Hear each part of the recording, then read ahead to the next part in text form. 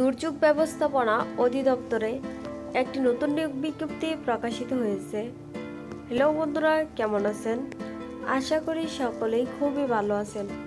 তো প্রতিদিনের মতো আজকেও আপনাদের মাঝে একটি নতুন নিয়োগ বিজ্ঞপ্তি নিয়ে হাজির হয়েছি। বিজ্ঞপ্তিটি প্রকাশিত হয়েছে 22/5/2022 খ্রিস্টাব্দ। তো বন্ধুরা, এখানে বাংলাদেশের কৃতজ্ঞ নাগরিকদের নিকট হতে অনলাইনে আবেদন আহ্বান করা যাচ্ছে। তো আমি এখন এই সার্কুলারটি নিয়ে বিস্তারিত আলোচনা করব। এখানে মোট 7টি ক্যাটাগরিতে 173 জনকে নিয়োগ দেওয়া হবে। 1. কম্পিউটার অপারেটর, বেতনের গ্রেড 13তম, বেতন স্কেল 11,000 থেকে 26,590 টাকা। পদসংখ্যা 1টি। শিক্ষাগত যোগ্যতা ও অভিজ্ঞতা: কোনো স্বীকৃত বিশ্ববিদ্যালয় হতে বিজ্ঞান বিভাগে স্নাতক, সমমান বা সমমানের ডিগ্রি এবং কম্পিউটার মুদ্রাক্ষরে প্রতি মিনিটে বাংলায় 25 শব্দ এবং ইংরেজিতে 30 শব্দের গতিসম্পন্ন হতে হবে। 2. উচ্চমান সহকারী, বেতনের গ্রেড 14তম, বেতন স্কেল 10,200 থেকে 24,680 টাকা। এখানে পদসংখ্যা 23টি।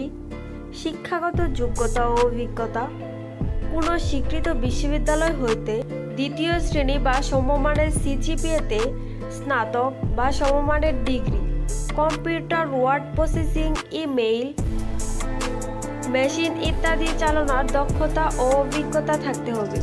কম্পিউটার মুদ্রাক্ষরের গতি প্রতি মিনিটে বাংলায় 25 শব্দ, ইংরেজিতে 30 শব্দের গতি থাকতে হবে। 3. ওয়্যারলেস অপারেটর, এখানে বেতনের গ্রেড 15তম, বেতন স্কেল 9,700 থেকে 23,490 টাকা। এখানে পদসংখ্যা 7টি। শিক্ষাগত যোগ্যতা ও অভিজ্ঞতা: সরকার অনুমোদিত টি&টি ইনস্টিটিউট হতে প্রশিক্ষণ সার্টিফিকেট, কোনো স্বীকৃত বোর্ড হতে উচ্চ মাধ্যমিক সার্টিফিকেট বা সমমান পরীক্ষা উত্তীর্ণ হতে হবে। অফিস সহকারী কাম কম্পিউটার অপারেটর, গ্রেড 16তম, বেতন স্কেল 9,300 থেকে 22,490 টাকা। এখানে পদসংখ্যা 115টি। শিক্ষাগত যোগ্যতা ও অভিজ্ঞতা: কোনো স্বীকৃত বোর্ড হতে ন্যূনতম দ্বিতীয় শ্রেণী বিভাগ বা সমমানের সিজিপিএতে উচ্চ মাধ্যমিক সার্টিফিকেট বা সমমান পরীক্ষার উত্তীর্ণ। Computer, word processing, email, machine ইত্যাদি চালানোর দক্ষতা ও অভিজ্ঞতা থাকতে হবে। কম্পিউটার মুদ্রাক্ষরে প্রতি মিনিটে বাংলায় 20 শব্দ, ইংরেজিতে 20 শব্দের গতি থাকতে হবে। 5. গাড়ি চালক, এখানে বেতনের গ্রেড 16তম, বেতন স্কেল 9,300 থেকে 22,490 টাকা। এখানে পদসংখ্যা 4টি।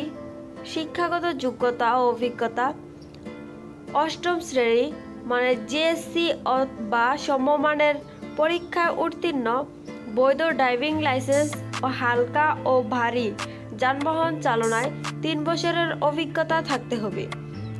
তো 1 থেকে 5 নং পদের জন্য যে সকল জেলার প্রার্থীগণ আবেদন করার প্রয়োজন নেই: মুন্সিগঞ্জ, ফরিদপুর, গোপালগঞ্জ, রাজবাড়ী, কিশোরগঞ্জ, বান্দরবান, খাগড়াছড়ি, রাঙামাটি, নাটোর, কুড়িগ্রাম, লালমনিরহাট, পঞ্চগড়, চুয়াডাঙ্গা, কুষ্টিয়া, পিরোজপুর জেলার প্রার্থীগণ আবেদন করার প্রয়োজন নেই। তবে এতিম ও প্রতিবন্ধী কোটার সকল জেলার প্রার্থীগণ আবেদন করতে পারবেন। 6. অফিস সহায়ক, এখানে বেতনের গ্রেড 20তম, বেতন স্কেল 8,250 থেকে 20,010 টাকা। এখানে পদসংখ্যা 12টি। শিক্ষাগত যোগ্যতা ও অভিজ্ঞতা: কোনো স্বীকৃত বোর্ড হতে মাধ্যমিক স্কুল সার্টিফিকেট বা সমমান পরীক্ষার উত্তীর্ণ। 7.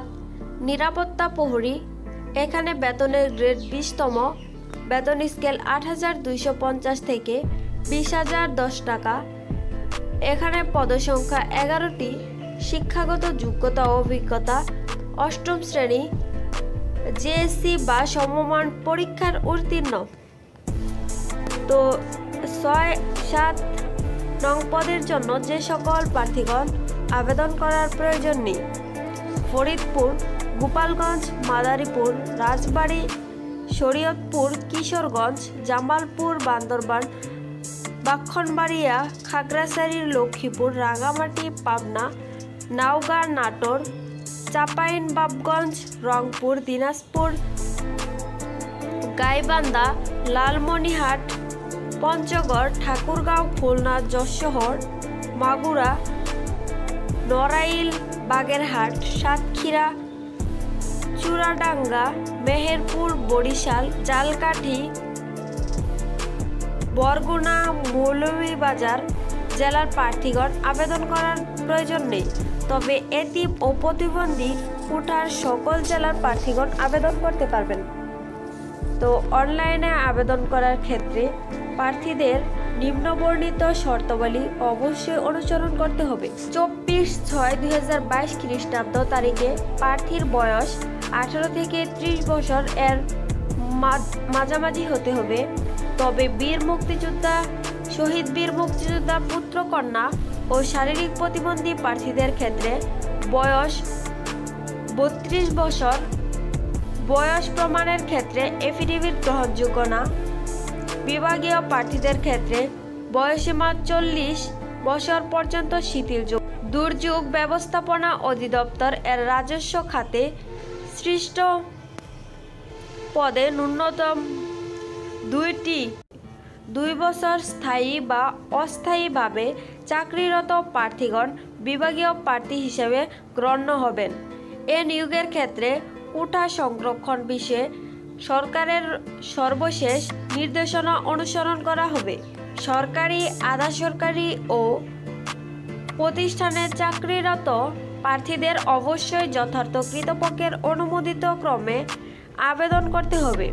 মৌখিক পরীক্ষার সময় নিয়োগকারী কর্তৃপক্ষ প্রদত্ত অনাপত্তির ছাড়পত্রের মূল কপি জমা দিতে হবে। আবেদন করার সময়সীমা: অনলাইনে আবেদন ফর্ম পূরণ ও পরীক্ষার ফি জমাদানের শুরুর তারিখ 25/5/2022 খ্রিস্টাব্দ সকাল 10 ঘটিকা হতে অনলাইনে আবেদনপত্র জমাদানের শেষ তারিখ 24/6/2022 খ্রিস্টাব্দ বিকেল 5টা পর্যন্ত।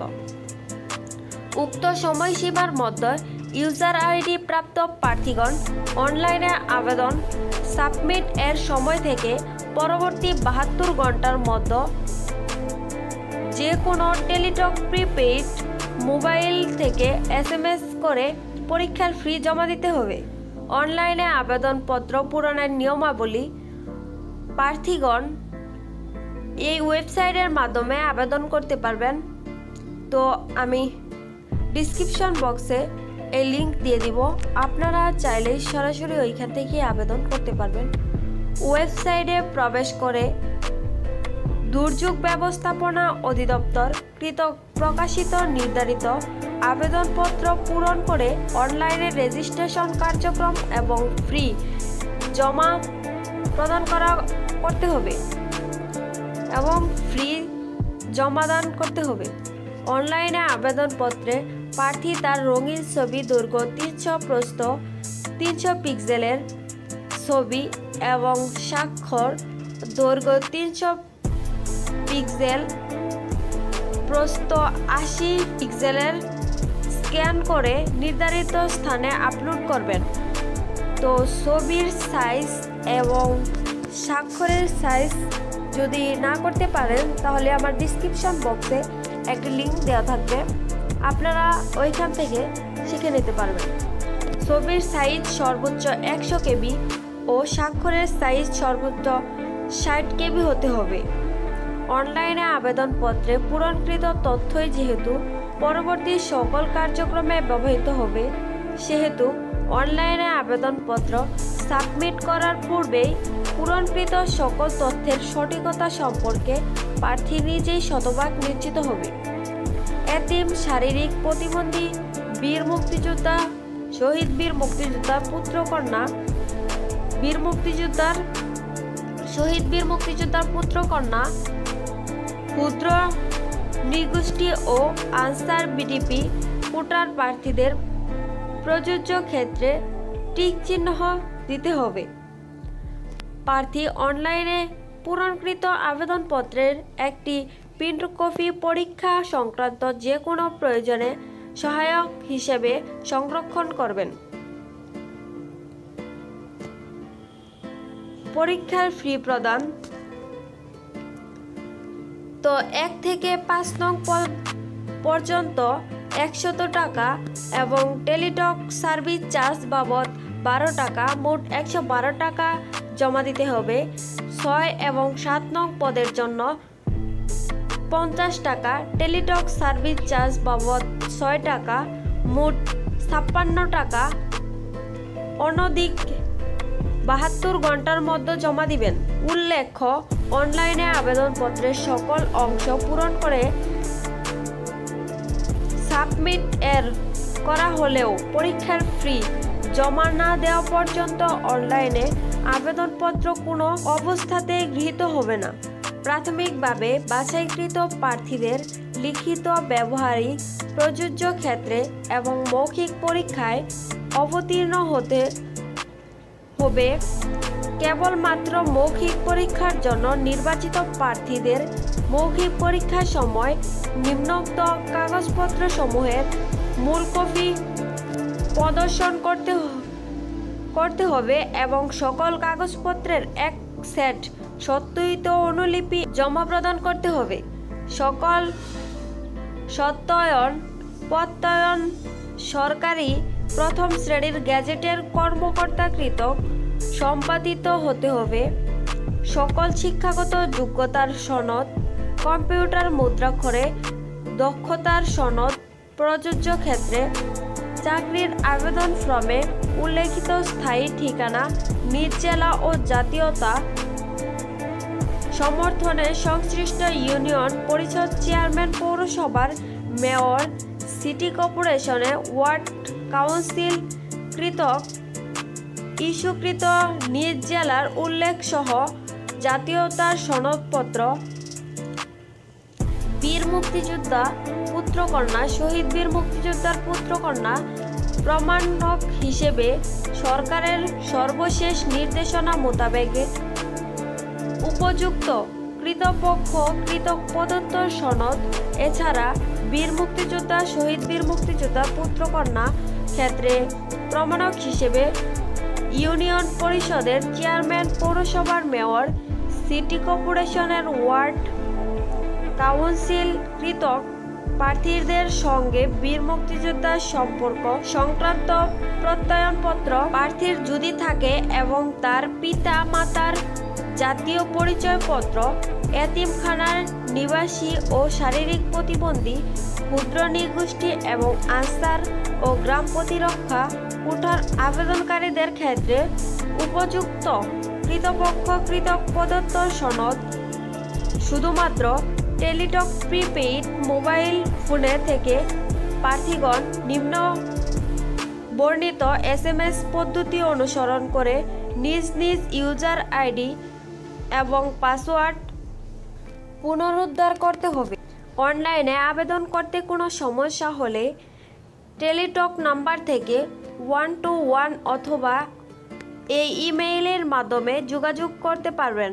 এছাড়াও টেলিটকের জব পোর্টাল এর ফেসবুক পেজ, এই পেজে আপনারা মেসেজ এর মাধ্যমে যোগাযোগ করা যাবে। ত্রুটিপূর্ণ ও অসম্পূর্ণ আবেদনপত্র কোনো কারণ দর্শানো ব্যক্তি রেখে বাতিল বলে গণ্য হবে। নিয়োগের ক্ষেত্রে সরকারের বিদ্যমান বিধি এবং পরিবর্তিত ক্ষেত্রে প্রযোজ্য বিধি অনুসরণ করা হবে। লিখিত ও ব্যবহারিক, মৌখিক ও অন্য কোনো পরীক্ষায় অংশগ্রহণের জন্য কোনো প্রকার ভাতা প্রদান করা হবে না। নিয়োগ সংক্রান্ত বিষয়ে নিয়োগকারী কৃতপক্ষের সিদ্ধান্তই চূড়ান্ত বলে গণ্য হবে।